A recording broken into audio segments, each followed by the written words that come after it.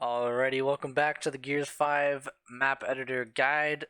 This is going to be the intermediate kind of guide. There's not really anything I would say that's super expert worthy that should be kept out of this video, so this is pretty much going to go over all the in-depth stuff. So let's start with a few things I'm going to go over. First is going to be chapter checkpoints. So this right here is the chapter checkpoint that you see, this little 1x3. We're going to be talking about the reinforcements, which is this little room right here. It's a mining nest, but if you look at it here, it's under the reinforcements. Creatures spawn here when players enters a trigger. We're going to be talking about enemy types. List that right here. So all the enemy types. And of course, the last thing, and one of the probably the most important features about all of the maps in general is going to be the gas type and your gas in general. So here you can see chapter title. You can assign it different colors. It'll change the colors of everything, of whatever the chapter is and everything connected to that. And then you can change the delay and all that stuff. So let's start from the first part, which was the chapter checkpoints. So at the end of the last video, we kind of went into a little bit of detail about it. And so each chapter you have 1,000 building points.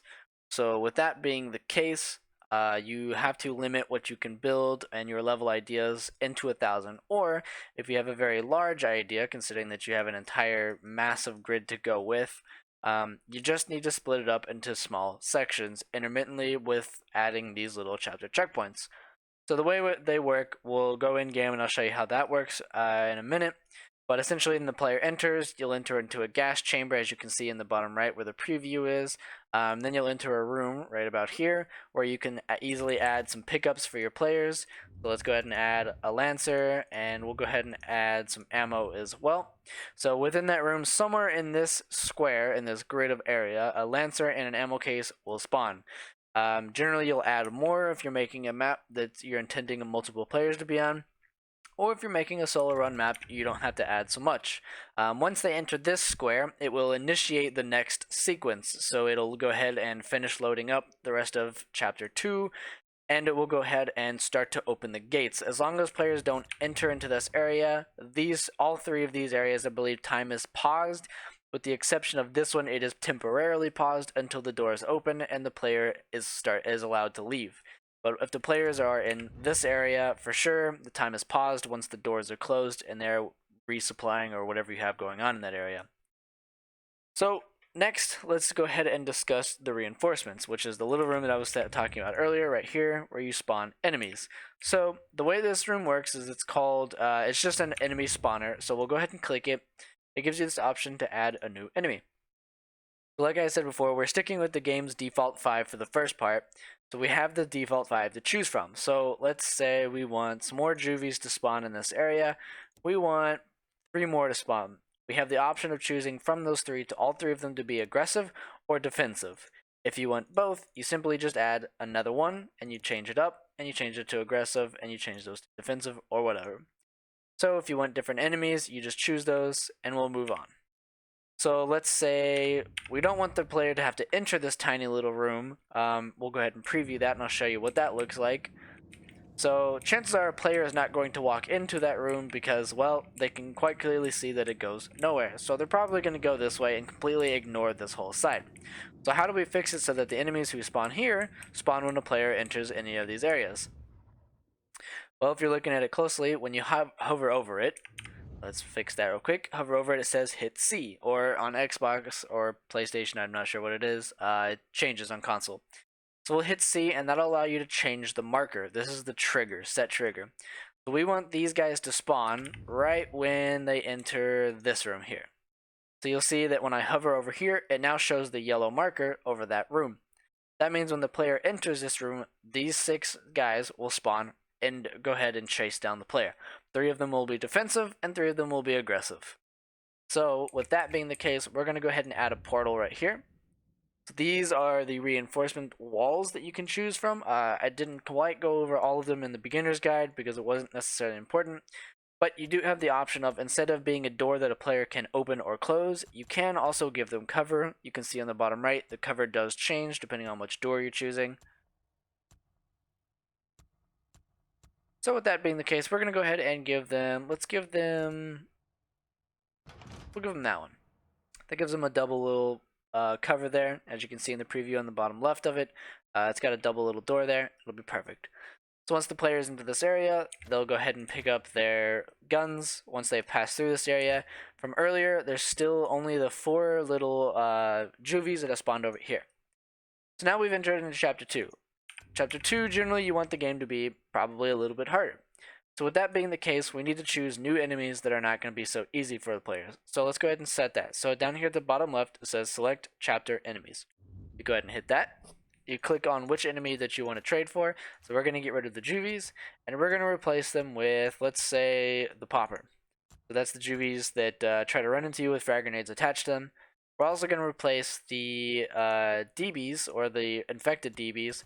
We're going to replace those with, how about, we can even swap to DBs, and we can swap those to maybe a swarmed stump. There we go. Now we're going to add those 2 enemies specifically in this area. So each chapter, as you can see now, will have its own set of enemies. Let's go to the tiles, to enemies. So you can see in the top left, there's the 5 enemies that I've selected. If I switch, it goes back to the default enemies depending on which chapter it's in. You can only select 5 at a time per chapter. So keep in mind, if you add in enemies within a limited area of any time, if you change that enemy to, let's say, a harder enemy, you'll have to keep in mind that those enemies will swap from whatever they were to whatever you have changed it to. So if we add in 3 poppers here, and we change the poppers to be, let's say we change it to be pouncers, it will spawn 3 pouncers, or 2 pouncers, whatever. We have to keep in mind how many we input in. So let's change those back. They were down here. And we'll go ahead and add the last one. And we'll go ahead and give this a shot. We're actually going to, with this being an easy map, we're going to go ahead and discuss the gas and initiate the gas, so we can go ahead and start that. So go back to the tiles tab, hit the C for chapter options. We're going to name this chapter 1. Beginning, let's just name it chapter 1, the start. We kept it at purple. We want the detonation delay. This is how long the players have to run before the little gas grenade that they implanted in the ground sets off. We're going to change that to be early. We're going to change the speeds to be, let's do faster, and let's actually move this back to 30. This is going to give our players an initiative to run, otherwise they will die to the gas. Once you hit this area, the gas does stop temporarily until the players have entered the beginning section where they're ready to go, and then the gas will catch up and it will start from behind them, and I believe it gives you a bit of a delay as well before it starts to spread. So we've got our enemies that will spawn here, we've got the 4 enemies here, and we've got our 2 extra enemies up here. We also have our pickups here. But let's say we want one more pickup before we initiate the room with the poppers in here. So we're going to go back to the pickups, add pickup, into detail, so you have the options of weapons, ammo, fortifications, and stim. So looking at fortifications, you have the weapon locker, a fortification that stores and refills ammo. So essentially, you can allow the players to put their gun into the fortification or the weapons locker, and it will regain ammo slowly over time. This is if you don't want to put ammo boxes, or you want to make maybe a map with no gas. We go to the stims. If you've played the campaign, you'll know that there are stims, which gives you essentially a small shield. You can input a small stim, a medium stim, or a large stim. We'll put a small stim in there just in case they open up the door and don't realize it's poppers, kind of hoping that it's a surprise and that maybe they'll take a little bit of damage and that will save them. So, real quick, when we go back, I'll take a quick look at the gas as well. I had said that you can make a map with different types of gas. So we can even do, we'll do this. And I believe you can change it to basically slower, which will make the gas essentially no good. Or you can change it to never, no detonation, so the gas will never even start. But like I said earlier, we're going to leave it to the normal 30 seconds, and we're going to change it to faster, so that way we can watch it on the minimap. Go. Instant might not be a good idea. You might have to do a speed run if you want it to be instant. Let's see. Alright, let's go ahead and give this a play and see what that looks like, and I'll see you guys in the game.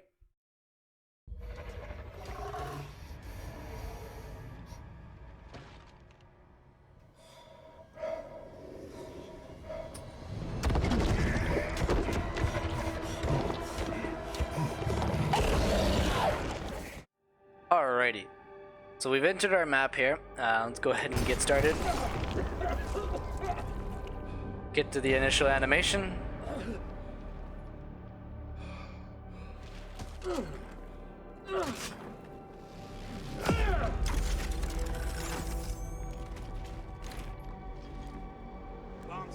So we've added a new element to our map, which was the default timer, but the gas moves faster. So the anticipation of this is, while there may not be as many enemies, it may force your player to run faster or complete the map faster so that they don't die from the toxic gas. So, just as it was in the beginning in the last video, we'll go ahead and grab our gun and our ammo as well. Payload's about to touch off. That's what I need.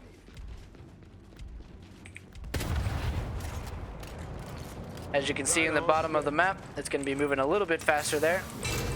Let's go ahead and get started here. Engage. Back two. There we go. Get a move on there. So you can see the gas moving quite fast now on the bottom.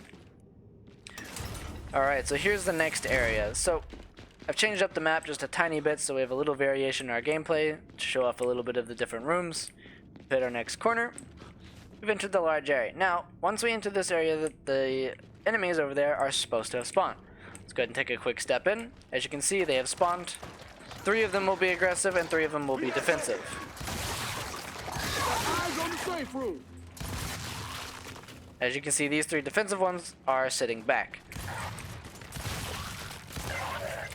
Now, you'll want to be aware of what type of enemy you're doing, because as you can see, the juvies are not intended to be sitting back as they don't have guns to shoot at you with. So putting a juvie as defensive is probably not the best idea, but it was a good way to show off the difference. So as you can see in the top left, the time is still going, but now that the doors have closed, time is paused. This allows your players to take a small break. It also means that the gas and everything else is not going to affect them no matter how long they sit there for. Decontaminate. We'll go ahead and progress through the decontamination chamber and continue on to chapter 2.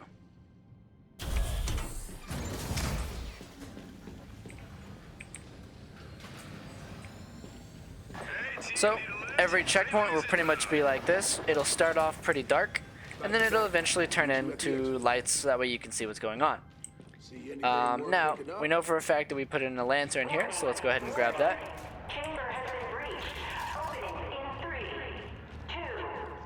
As you can see, we've also picked up the stim. Here are the poppers. Go ahead and blow those guys up. Move on to our next one. And that'll be the end. So, as you can see, all those tiny little tips and tricks can make a difference in your map. And I'll show you what a completed map or a large map may look like with all those features. Alrighty, so let's take a quick look at this map that I've been working on for a while. Here's Chapter 1, Chapter 2, Chapter 3, and Chapter 4. As you can see, I have many enemies placed throughout the map in order to make this difficult, as I have it intended to be played with a team, so bring your friends along if necessary. And while along all this, you're not expected to fight this without any pickups. Of course, I have plenty of pickups all throughout the map, including the first area that you're going to begin fighting in. I have a immediate area, as I intend the players to be almost fully equipped from the start, and I'm intending a team of 3 to 4. Sorry, I believe it's only 3, so I'm intending a team of 3. So I want them to all have a gun and a little bit of extra ammo.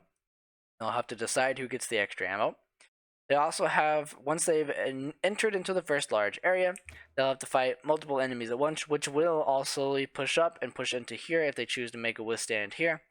The intent is for this room to push them back so they can't just sprint through. With that being the case, all the enemies will kind of move forward. Once they've cleared this room, they'll have to choose left or right. As you can see, there's a tiny little block here that have these arrows. That is a one-way tile, essentially. So there's a drop right here that they kind of drop onto the next platform, and there's no way back. This will allow the players to have a choice between a left or a right side, and it kind of gives the player the feeling of that they kind of have control of what's going on in the story. But they have to commit to either the small hallway with 9 people in it, 9 hard enemies, or a large room with multiple large enemies. And at that point, they kind of just play it out, figure it out, and maybe it'll give you a chance to have people replay the map in order to choose a different path. You never know. Moving on to Chapter 2, once they've entered into the checkpoint area, they have a chance to resupply in here, of course, as you can see here. That'll be just enough for everybody to kind of refill their ammo and stuff like that. The intent is to kind of make players pay attention to their ammo and strategize and kind of play together. I'm intending 1 or 2 people to either go down and or die. It's meant to be played with modifiers. That's not an easy map. Kind of give people a challenge. So right off the bat, once you exit part 2, you have an immediate choice of going straight, or you have the immediate choice of going to the right. Either way, both entrances lead to the same large area, with only one entrance to go through to progress forward. So you can split 2 and 2 and clear out the side and then clear out the left side, or you can go straight in the middle and have them kind of pinch onto you. Progressing from there, the player is then rewarded with an extra resource at the end there, with the intent to kind of lead their eyes to the open door, or the door that they must open themselves. With that being the case, the next room I have intended is supposed to be, since it's a large room, intended to be more of almost a boss fight room without the boss, just a lot of large enemies. So, the player chooses to go left, they have the option of running into this room over here. It has 2 small enemies and 2 small enemies here. Nothing big, just kind of give not like a total relaxation and nothing going on. But they have the option of, if they go to this room, to resupply.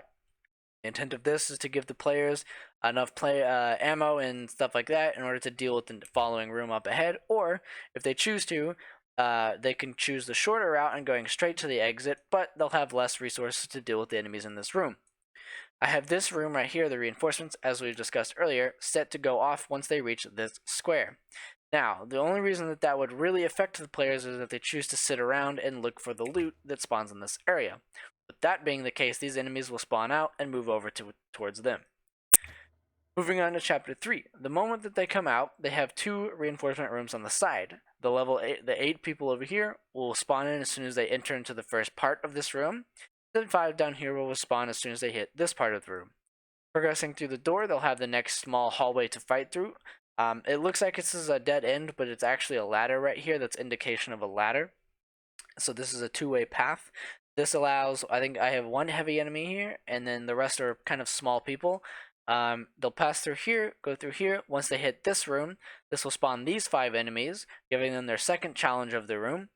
Progressing forward, they'll have to open this door. I have 8 enemies here. Some of them are surprises. They have the option to take extra time and go left to resupply. Or again, they can continue to go forward if they're looking to get a less time on the leaderboard. Progressing to the next room.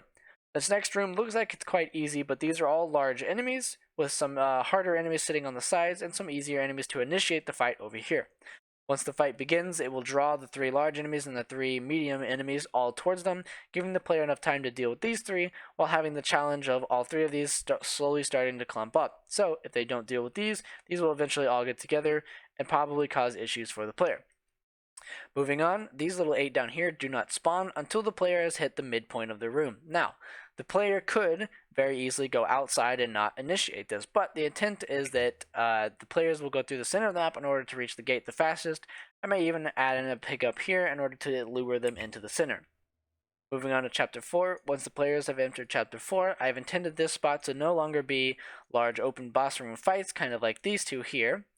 I wanted this to be more of a close quarters combat. So, with that being intended, I've now changed the elements of the game to be close quarters, so I've given them stairwells and small hallways with multiple enemies, but also enemies that they can deal with. That being said, I've changed up the enemies entirely. So, as we can see from here, I have pouncers and sires dealt with here, but not too many. Most of them are soldiers and poppers. On the next section, I have poppers, but I also have the shield drones, which is that little ball of meat in the center, shotgunners, and 1 warden. The intent of this is to give the player the extra feeling of more or less an adrenaline rush, because there's not a lot of room to maneuver around, so it kind of makes the game a little bit harder. There's no room to run. It means that they can't run away from the enemies and have time to heal. So they have to strategically push this and do it little by little. Once they've passed through the little hallways here, they have a small relaxation and break room in order to discuss, players have want to discuss anything, and get a chance to heal up their HP. Once they've healed up their HP, they progress forward into here. This is where they'll run into their large room, and this is initiative of the boss fight. The boss fight and all the other characters in here will then slowly follow the players back out here. as they've all been aggroed. Once they've entered this area, they will also slowly follow the player back in here. This gives this hallway, the intent of this hallway being straight, is to give the player enough room to slowly progress back while giving them cover to hide behind as they slowly pick off enemies as they approach forward. Enemies, once you've cleared out this room, they go forward. This gives them a no drop back area, so once you've hit the end, you pretty much need to make a straight jump for it, because once you've hit this area down here, these 8 enemies spawn, and once you've hit this area here, these 13 enemies spawn. The intent of the enemy spawning here is to give the players, once they've entered this area, there's nothing here, but once you've passed through here and you get to here, this is where the lever is to close the doors. This gives the players something to fight against the enemies, so that way they're not kind of just sitting there for 20-30 seconds with nothing to do. This kind of gives them something to fight for, and another little boss fight I have added at the end. So combining everything that I've taught you in the video, this is essentially something that you could build. I'm sure people can always make something better than I have. This is kind of just me messing around and trying out different small things. My intent behind these is to kind of follow the typical reward for risk for reward player behavior, and I'm intending to see what people do and how they like the map. Feedback is always appreciated. I will leave the link in the description with this map if you would like to play it. It will be published, I believe, by the time this video comes up. So feel free to leave your comments, and if you'd like to see another map out from me, feel free to let me know. Also, if you have maps you want to see me play, leave the shareable link in the description, and I'll give it a shot. Hey, if you enjoyed the video, don't forget to leave a like. If you're interested in more, check out my channel.